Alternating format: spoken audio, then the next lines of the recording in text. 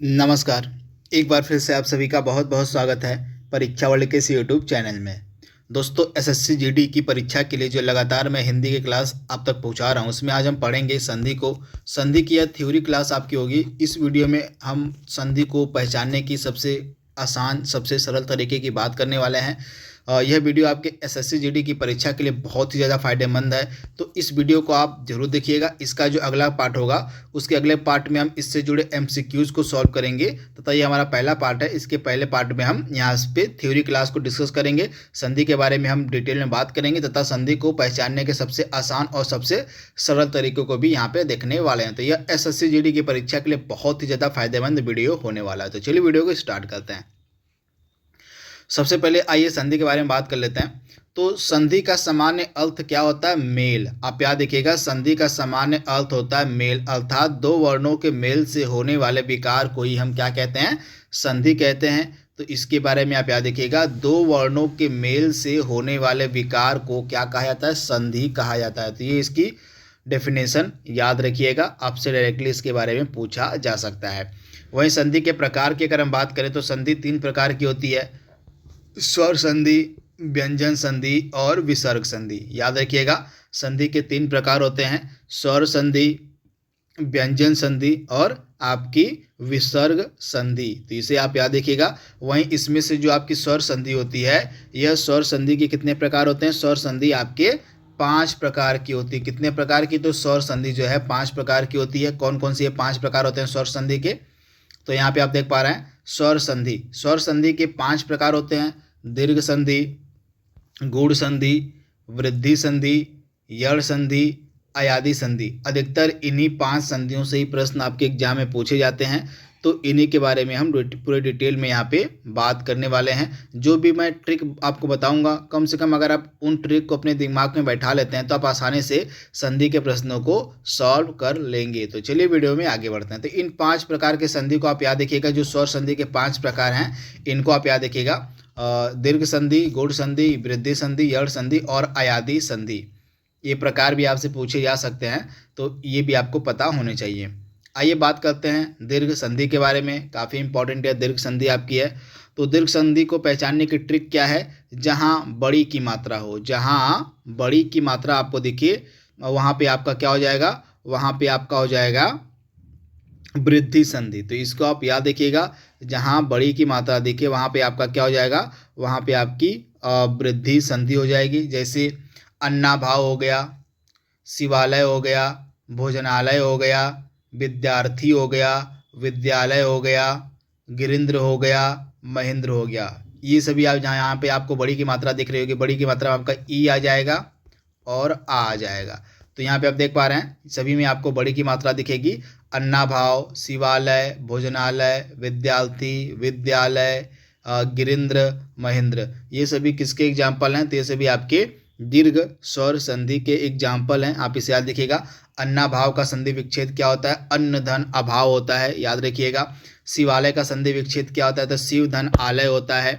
इसके बाद भोजनालय का संधि विच्छेद हो जाएगा, भोजन धन आलय हो जाएगा।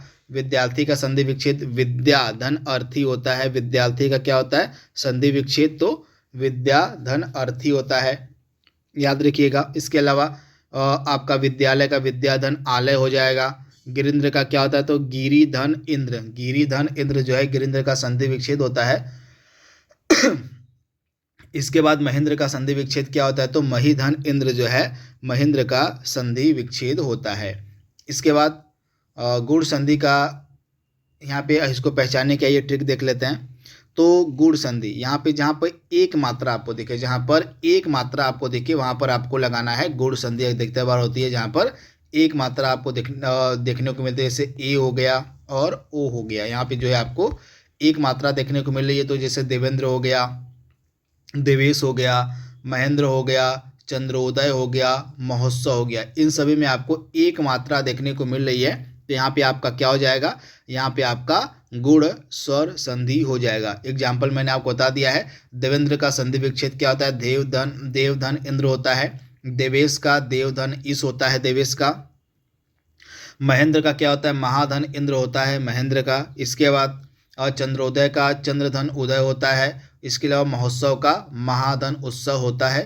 तो ये ट्रिक आप याद रखिएगा संधि को पहचानने की, गुण संधि को, जहाँ पर एक मात्रा हो ए या ओ की। तो इसके बारे में आप याद रखिएगा, इंपॉर्टेंट है। तो यहाँ पे हमने 2 संधियों को खत्म कर लिया है, दीर्घ स्वर संधि और गुण स्वर संधि को।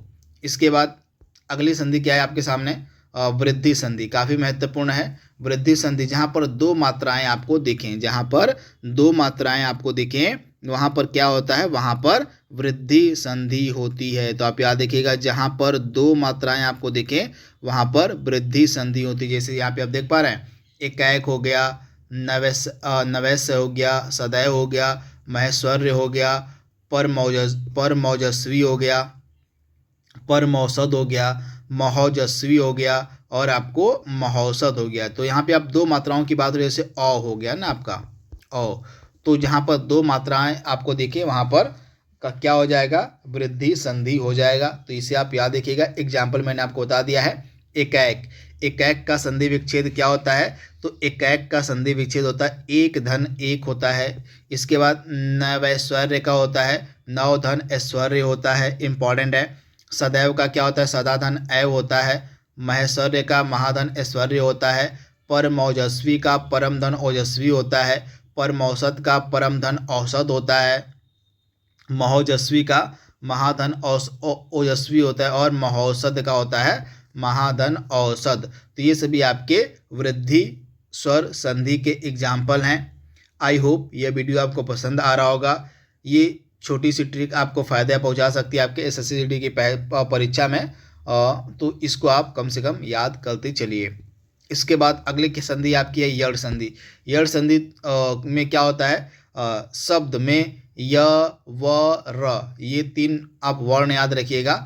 य व र के पहले आधा शब्द आए वहाँ पर आपकी यड़ संधि होती है। आप याद रखिएगा, जहाँ पर य व र के पहले आधा शब्द आए वहाँ पर यड़ संधि होती है। तो यहाँ पे आप देख पा रहे एग्जाम्पल में, यद्यपि, यदि धन अपि, अत्यावश्यक, अति धन आवश्यक, अत्युत्तम, अति धन उत्तम, अत्युष्म, संधि विच्छेद अति धन उष्म होता है। अन्वय का होता है अनुधन अय, मध्यालय का होता है मधुधन आलय, गुरुवोदन का होता है गुरुधन ओदन। तो यहाँ पे आप देख पा रहे हैं ये सभी आपके किसके एग्जाम्पल हैं, तो यड़ संधि के एग्जाम्पल हैं। यड़ संधि को पहचानने की आसान ट्रिक क्या है, शब्द में य व र के पहले आधा शब्द आए वहाँ पर क्या होता है, वहाँ पर आपकी यड़ संधि होती है। आई होप यह आपका क्लियर हो गया होगा।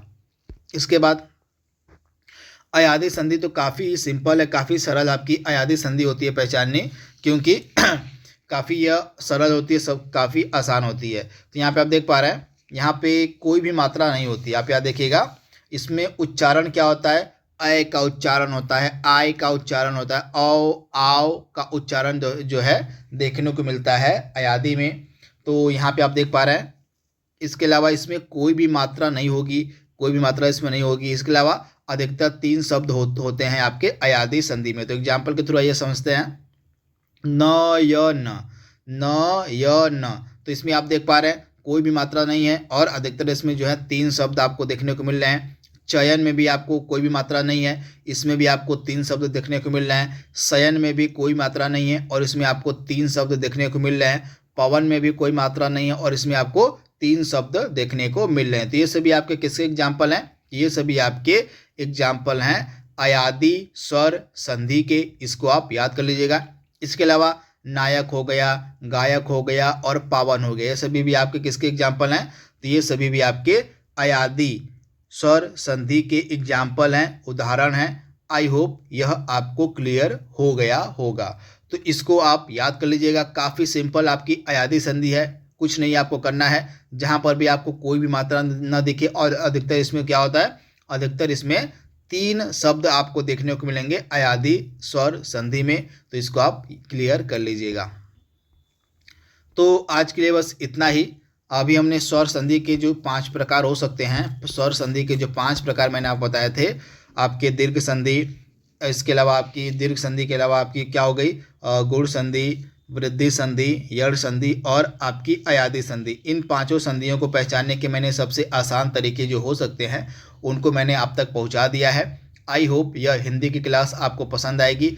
अगली जो हमारी क्लास होगी उसमें हम देखेंगे व्यंजन संधि को और विसर्ग संधि को। इसके अलावा हम जो इम्पॉर्टेंट एमसीक्यूज बन सकते हैं संधि से रिलेटेड उनको भी हम कल के सेशन में कवर करने वाले हैं, डिस्कस करने वाले हैं। तो आज के लिए बस इतना ही। क्लास आपको कैसी लगी कमेंट बॉक्स में अपनी प्रतिक्रिया, अपना सुझाव हमें ज़रूर दीजिएगा। तो आज के लिए बस इतना ही। Thank you, thanks for watching, thank you.